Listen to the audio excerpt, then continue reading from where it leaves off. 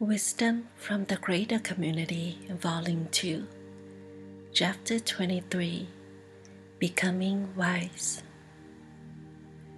What does it mean to become wise? How do you discern wisdom in another? What are the results of achieving this state of mind and readiness? Of course, people have many images associated with wisdom. It is often associated with asceticism or self-sacrifice, loneliness, suffering, mystery, or an inexplicable quality in others. It is often held in very high regard, but in such a way that people feel that it is quite remote from them and quite beyond their reach or grasp. Let us then not approach wisdom as an ultimate state of mind or as what people generally think of as enlightenment, as if one reaches this great threshold and arrives at a complete and fulfilled state, and after that everything takes care of itself. It is important to realize that enlightenment is relative to where you stand in the overall evolution of life. There are very great thresholds in all learning, and in learning the reality of life, there are great thresholds as well. There are many of them, not just one. So let us not consider wisdom as an ultimate achievement, but as something that you cultivate as you go along. Therefore, it is possible for you to be wise today, if perhaps only for a few moments. It is possible for you to be wise tomorrow, if perhaps only for a few moments. This is quite valid, because it is okay if you are only wise for a few moments. In fact, that is magnificent. That is a great achievement. For if you are wise for a few moments today, then perhaps you will choose wisdom tomorrow and be wise for a few more moments. The experience of wisdom builds upon itself. You must have this experience in order to value it and to see how much it is in contrast with your normal state of mind. Even though wisdom is different from insight, it should be considered in the same way. If you have a moment of real insight today or tomorrow, it is for a moment. Don't expect yourself to have an insight every single moment. The difference between insight and wisdom is that with insight, you have an understanding of something. You penetrate the mystery of something, and you have a very brief but significant understanding of it. Wisdom deals more with your approach to life. It is more a state of mind rather than any piece of information you might gain or any understanding that you might derive from a specific situation. Therefore, do not discount wisdom by holding it far above you or by reserving it only for rare individuals who, given great sacrifices and a superhuman will, have achieved a magnificent height. This is not a healthy approach. Wisdom is available to you. It is available to you because knowledge, the great mind, lives within you. Being with knowledge is wisdom. Being without knowledge is being without wisdom. Both give a very different experience and account of life. Both create a very different perception. The wise see a different world from everyone else, for however long they are experiencing wisdom. Some people are wise only a few times in their entire life. Others are wise more frequently. Fewer still are wise on a consistent basis.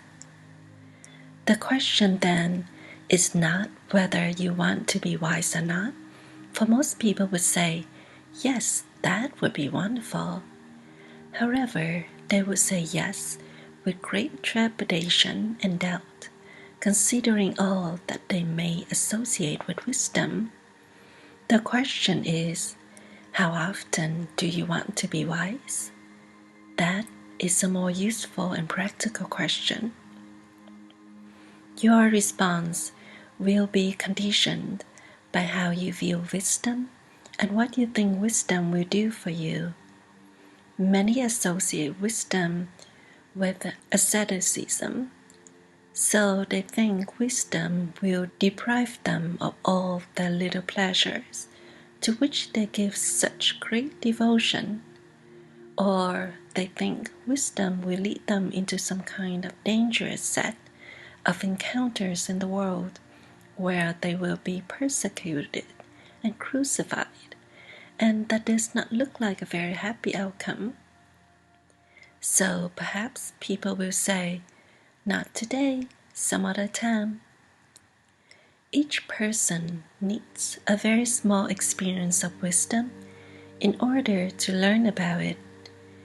You have to learn about wisdom.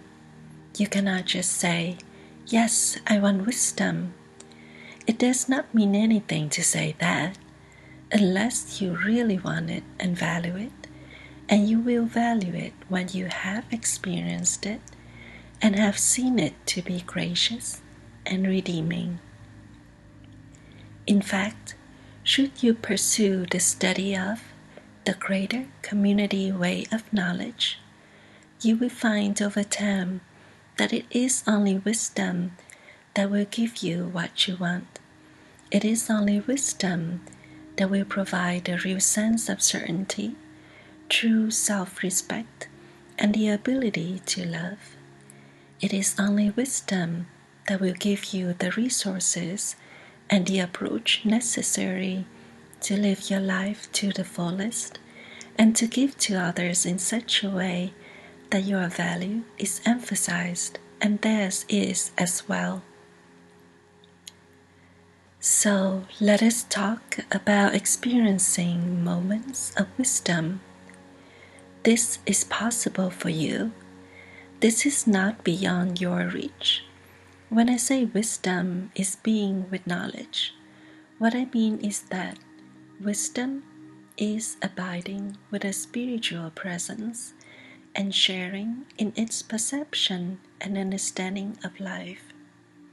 People are afraid of wisdom or are ambivalent about it because they are afraid that they will want to change, not that something will change them. When you are with wisdom, you are perceiving something of greater magnitude in life. You are waiting for that spark of truth that runs like a current through humanity, and you are opening yourself so that it may run through you, so that you may conduct it and be a terminal for its expression. The experience of wisdom is far beyond any pleasure that you might try to acquire for yourself in the world. It supersedes your normal range of needs. It is ecstatic. It is energizing like great electricity. It is deep and penetrating. It dispels fear. It takes you beyond the ambivalence that permeates normal thinking. It is life-changing indeed, even if it is experienced momentarily, because it creates such a contrast. You know now what is possible. It is possible to have this experience, and you will come back to it. Sometimes people have an experience of wisdom, and it is so different. It creates such a contrast and brings up such issues and questions that they seek to avoid it. They may say, well, it was a magnificent experience, but I don't think I want to have it again. But in time, they will come back because it is natural to do that, and because they will realize that all they are seeking in their other endeavors can be attained or fulfilled in this state of mind.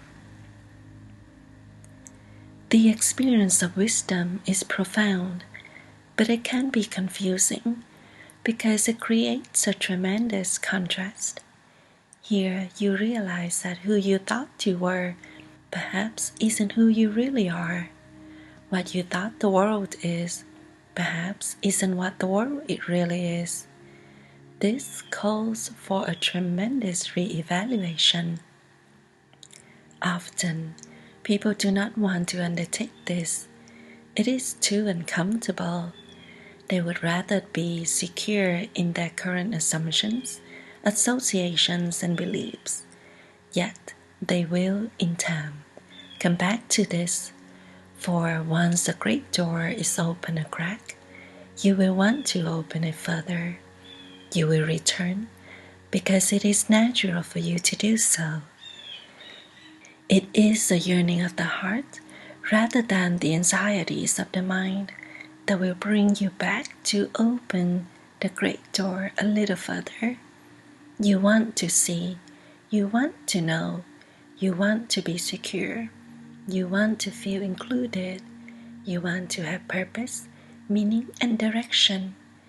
This brings you back to knowledge and to the experience of wisdom, which is being with knowledge in the world.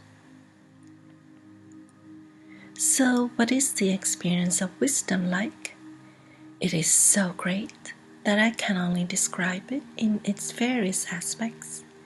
No definition in words can contain it, and any words that might be used would seem so magnanimous that you would perhaps think nothing could be that good, nothing could be that wonderful. But indeed, it is. When you are experiencing wisdom, you are like an empty vessel through which a great power or current can flow. The mind then, instead of being filled with its own complexities, becomes, in a sense, empty. Here you become far more observant and aware of your surroundings, because your mind is free to do this rather than being embroiled in its own wants and confusion. Here there is great potency, because your mind can be completely focused, and it will naturally do this. Here you enter into present time, because you are not living in anxiety about the future or trying to reconcile the past, which of course cannot be reconciled. When you are in present time and your mind is completely focused, you will have tremendous insight. Here you can penetrate the reality of things. Here you are not seeking for answers as much as you are seeking for experience. Here you are able to exercise real stillness, which allows the mind to concentrate. And the mind will concentrate because this is one of its natural functions. Here you will be able to be with each situation as a participant and an observer. You will feel a timeless quality, as if you had known this state before, but it has been so long. You won't know who you are or where you are, but you will know that you are in the correct place. Being able to give up the need for self-definition will allow you to experience the magnitude of life in a very concentrated way. In this state, perhaps you will have insights, perhaps you will not, but the experience itself will be important and memorable. You will recall it at a later time in terms of how it felt, rather than what came into your mind. Just because you have intuitive impulses or gain insights does not mean you are experiencing wisdom. That is a very important distinction. Wisdom is being in a certain state of mind. Here, insights will come to you if it is necessary.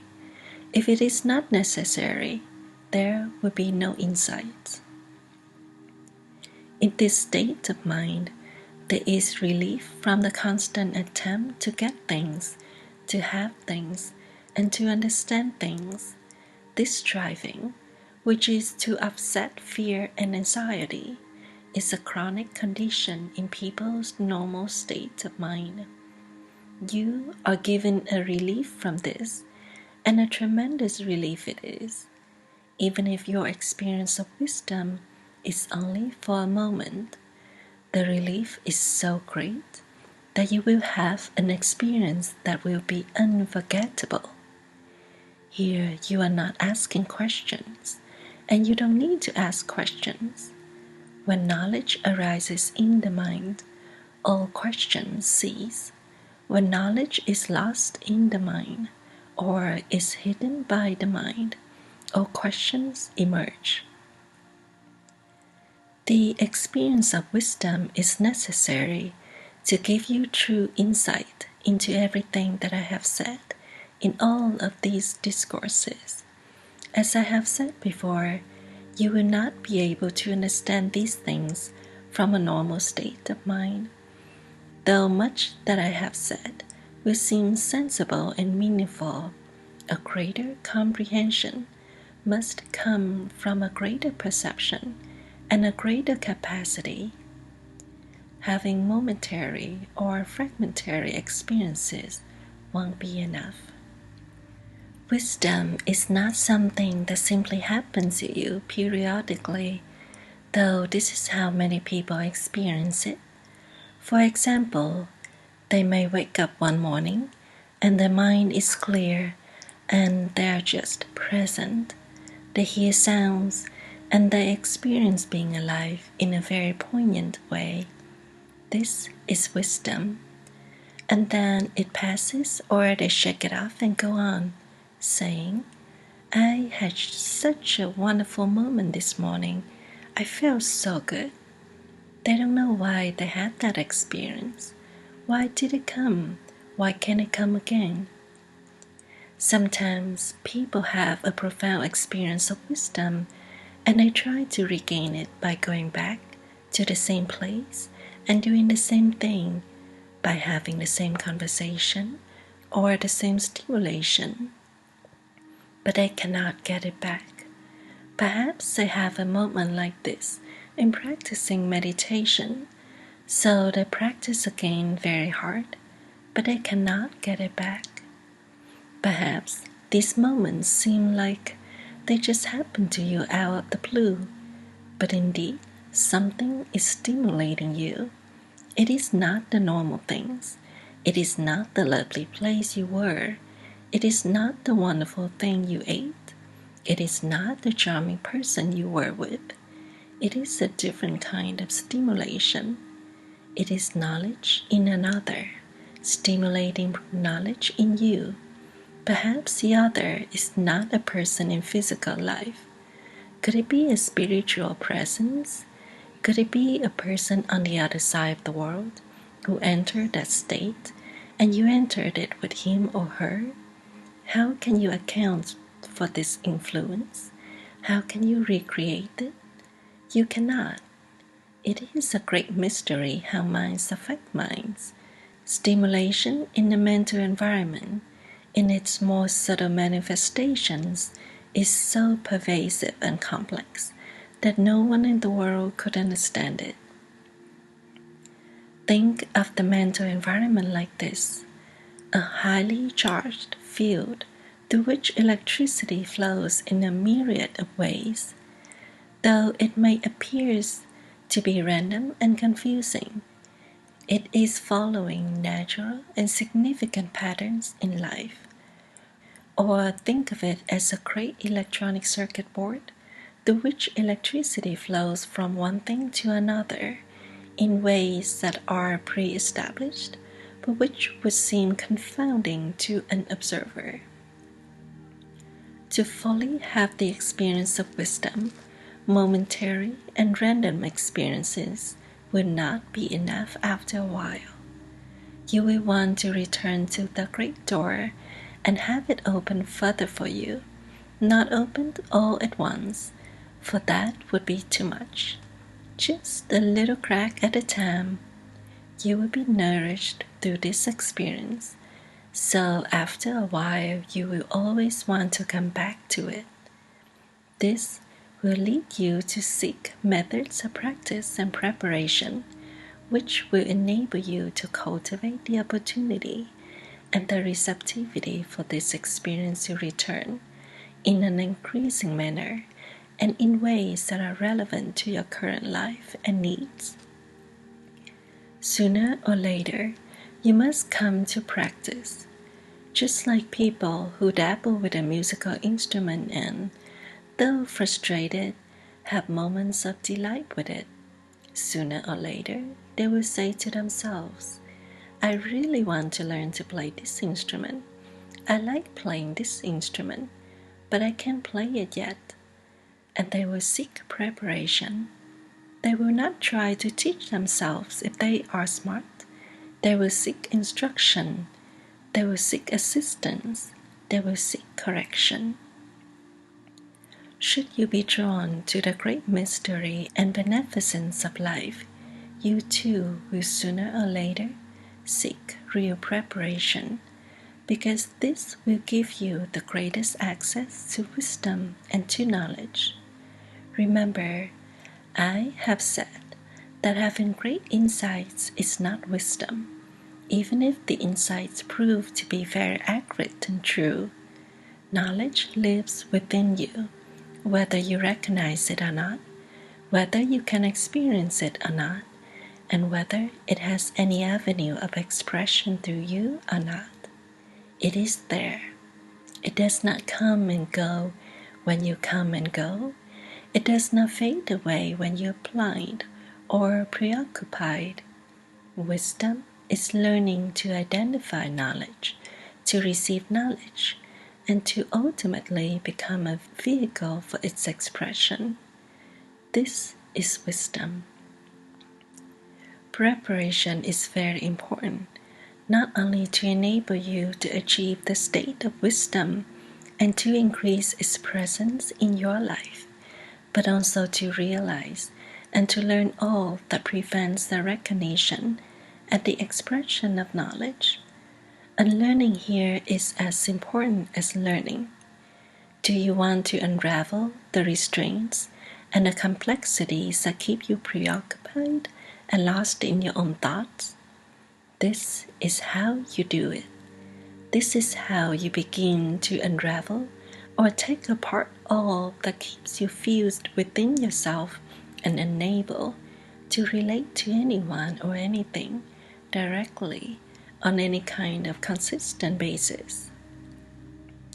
In achieving the rewards of wisdom, you learn the essential virtues, and you learn to recognize what prevents wisdom in others. This is so important. You will need to know this in order to work effectively with people and to relate to them in such a way that you will be able to contribute to them and to receive their contribution as well. Here, your perception will change, your understanding will change, and your abilities will emerge. You will learn how to adjust your behavior and gain control over your conscious mind. You will have insight and understanding, and with this compassion as well. Compassion will emerge because you will find that the preparation is far more difficult than you thought. It is not something you learn in a weekend. Over time, you will have compassion because you will learn that you must be compassionate with yourself. Here, you learn to become a good teacher for yourself, a trusted friend instead of a constant critic, a demanding, irritable, harsh, judgmental critic.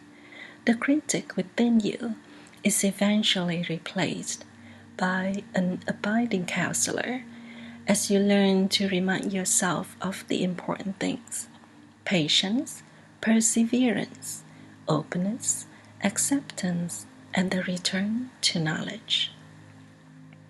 All the things that a wise counselor or teacher will tell you as you proceed, as you learn to tell yourself. Here you will learn restraint, forbearance, and tenderness with yourself, compassion. These are necessary qualities. They enable you to give in the world. They enable you to establish a meaningful and workable relationship with yourself. Preparation creates this. You will come to preparation because sooner or later you will want to find the source of your meaning, purpose, and direction. You will return to knowledge because, like a great instinctual homecoming, it will draw you back. You will increasingly find that the pleasures of the world are momentary and tasteless for you. There is something else emerging in your life that is drawing you and calling upon you. This is natural. This is a great spiritual emergence within you.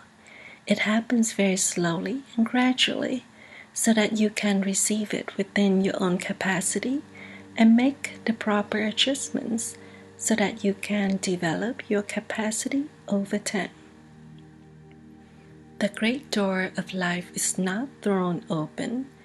It is open very, very gradually. Why is it gradual? Because it is governed by wisdom and by the wise. Consider how long it took them to learn and to unlearn, to evaluate and to re-evaluate, to receive, to accept, and to give. They know something about learning here. They have learned to learn, and this is part of their wisdom. Wisdom, then, is not only being with knowledge, it is learning to become a vehicle for knowledge, to abide with knowledge, to allow knowledge to express itself through you, to join in the stillness of knowledge, and to utilize the perception of knowledge. Learning to do this is a great education. It is what could wisely be called higher education. People learn this very fearfully and falteringly at first. They are not sure they even want to learn it. It seems so strange, yet so wonderful. They are perhaps afraid that they will lose interest in the things they have given themselves to, and they are afraid of the sense of guilt and waste that must surely arise as they realize that they had formerly invested themselves poorly and ignorantly, having given their life, time, energy, and resources to pursuits that had little or no value or promise. This is a very difficult thing to face, yet you will face it because you must seek that which is truly meaningful. The pursuit of wisdom and knowledge is relentless. If you do not make it in this tour of duty in the world, you will certainly return again, because when you go home to your spiritual family, you will realize that this is the only thing that matters. Once you are there, you will say to yourself, I completely forgot myself down there. I must go back. You will come back, and you will forget yourself, and once again go through the process of self-reclamation within the context of your humanity. Without the great garment of humanity, this understanding is so clear, but you must have this perception while you are in the human experience, for this understanding to be an effective means of contribution here. Therefore, wisdom and the approach to knowledge constitute the great education. The journey here is the essential thing. Wisdom is not just a great final reward of life. It is the ability to be with life as it is occurring, to engage with it directly and meaningfully, and to be able to draw upon knowledge that you carry within you, which previously only seemed to be an idea or a potentiality. At a certain juncture, approaching wisdom requires a very formal preparation. For instance, people who are practicing in steps to knowledge are preparing for wisdom. They enter this preparation, perhaps thinking they are going to get some other things: love, wealth, recognition, or security. They may hope to cavort with angels and to rise above the world and to escape its difficulties. But they find that the preparation is really quite different. The way leads them in a different direction. Perhaps the mountain that they are seeking to reach is the same one that knowledge is taking them to, but the path leads a different way, and they say, "I thought we had to go this way," but the preparation is taking them in a different direction. You could say that the approach to knowledge is a series of great re-evaluations, born of necessity, not curiosity. These re-evaluations are necessary because you have reached the juncture where you must re-evaluate or rethink your position and your assumptions. No one is forcing you to do this. You have simply reached the place where you must do this because it is clear that you need a new position in life. You will see it, you will feel it, you will know it, and it will be demonstrated in your life. These are minor thresholds, though they will seem great in the moment. They might even seem cataclysmic, but they are minor. Even though they are minor, they are necessary and are very important for you to progress. Learning to direct the mind rather than being dominated by the mind, to use the mental environment, to use your mental resources, to use the physical environment and your physical resources rather than simply being lost in them, requires a great deal of preparation. Some aspects of the preparation make great sense, while other aspects seem very confusing and inexplicable. For example, people wonder about the emphasis on stillness. They think, "I am trying to get something done. I am trying to learn something. I am trying to acquire knowledge. I am trying to figure things out. Why deal with stillness? Well, all right, I'll practice stillness, because if I practice stillness, I'll get the answers." Yes? No, you get stillness. People don't see that stillness in itself is a reward. They think stillness is being stupid and passive. The emphasis on stillness then seems inexplicable. Its only value to people is that maybe if they're still, they can get what they want. They are still into getting and having and acquiring. They bring the madness to the preparation and try to use the preparation to satisfy their madness and the demands of their madness, but the preparation is such that it will relieve you of your madness, not fulfill it, for madness cannot be fulfilled. That is why it is madness. It is at the outset, and for quite a while in real preparation, the students are at variance with the preparation itself. Perhaps they will go along thinking it is wonderful, but at some point they will really begin to wonder. Here, people will often abandon their preparation and go seek for something new. They will say, "I am not going anywhere with this." things are not happening for me, I need results, then they abandon the preparation and go seek something else. What they don't understand here is that the approach to themselves, to life, and to the preparation, which is all the same, is at variance with the preparation itself. The preparation is a cure for madness. Steps to knowledge is a cure for madness, the madness that everyone in the world lives with to varying degrees. Do you want to have wisdom? You must be relieved of madness. You don't know what this will mean, what it will require, or what it will be like. Here is where people have images of asceticism. Giving up madness is like living in a hut with a bowl. I certainly don't want to live like that.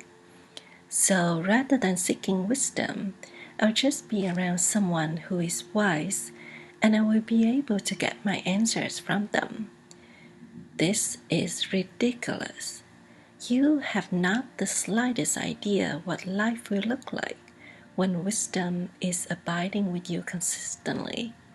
You are just ambivalent about whether you want to give up the madness. You still think the madness is going to work for you and give you what you want. People are actively participating in the madness. It is not something that takes them over, like a disease they cannot shake off. They have invested in it and continue to invest in it. The preparation for knowledge, which seems confusing, inexplicable, and perhaps undesirable, will cultivate real wisdom, because it will teach you what knowledge is and how to abide with it. It is not here to give you what you want. It is here to give you what you know. You are not sure that what you know is what you want, so this must be demonstrated and proven to you over time. This requires a long preparation. Your madness is engendered by wanting something that you do not know and that you do not really want. This is the madness of the world. This is what keeps all of humanity in a state of prolonged misery. Part of the suffering of being in the world is in living a physical life where death and harm are very present and possible. Yet, the vast majority of human suffering is in the mind. This is madness. Facing this madness will lead you to ask greater questions and seek greater relief. Seeking relief is part of what motivates you towards knowledge. But this cannot be your only motivation, for you must also seek, at least according to your current understanding, what knowledge possesses. You cannot escape into knowledge, because knowledge will bring you back into life. You cannot seek only comfort in knowledge, because knowledge requires change and work. You cannot seek only confirmation in knowledge, because knowledge recognizes something else in you than that which you are seeking to have confirmed. Knowledge is not a holiday. Knowledge is bringing you into the world and teaching you how to be in the world wisely. You learn to be still because stillness enables you to know things, to penetrate things through your perception, and to assimilate things as well. It gives you the presence of mind to recognize that which is beneficial and that which is not, and it does this without condemnation.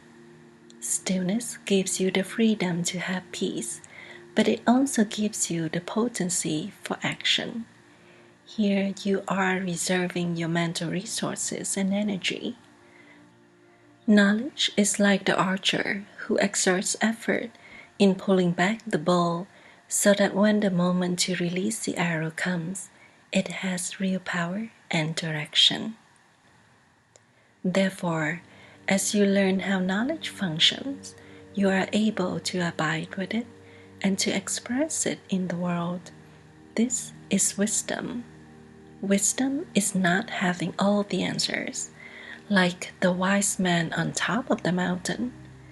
The man and woman of knowledge at any moment might not have any answers for anyone, but they are having an experience that is beyond the seeming reach of everyone around them.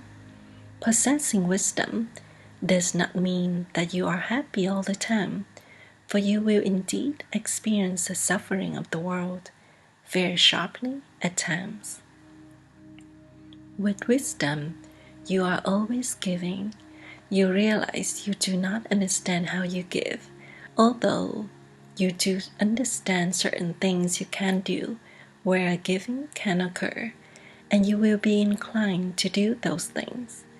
But how giving functions through you is a mystery and a gracious experience.